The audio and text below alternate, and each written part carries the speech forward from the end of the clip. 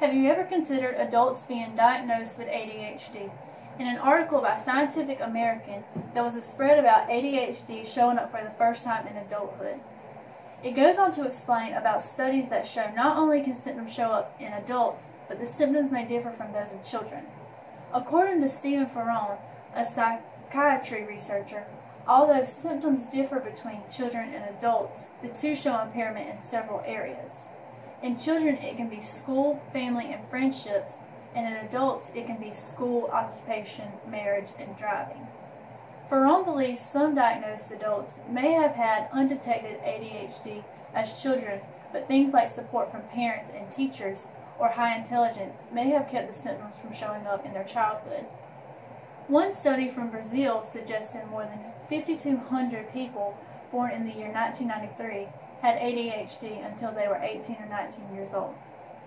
At age 11, the study showed that 393 kids had childhood ADHD, and by the end of the study, 492 participants had symptoms of young adult ADHD.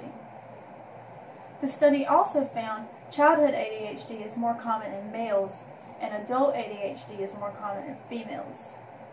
Another psychiatry researcher, Dr. Luis Augusto Rode, suggests that adults having symptoms such as distraction, hyperactivity, or impulsivity that causes impairment should get evaluated for adult ADHD. The second study was done on 2,040 adults born in England and Wales in the years 1994 and 1995. At the age 18, 54 of them still met the diagnosis criteria for this disorder. The study also found out of 166 people, 1/3 of them didn't show signs of ADHD during childhood. Although it's possible some of these adults had undetected ADHD as children, the symptoms can look different in adults than they do in children.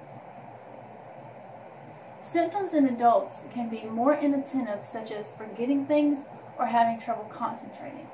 Children have hyperactive symptoms such as running or climbing around at inappropriate times. The three terms I found to be used in the article were belief, demographics, and repetition. The book defines belief as a statement that people accept as true. The next term, demographics, is defined as characteristics of the audience such as age, gender, ethnicity, education, religion, economic status, and group membership. The last term used was repetition and is defined as restating words, phrases, or sentences for emphasis.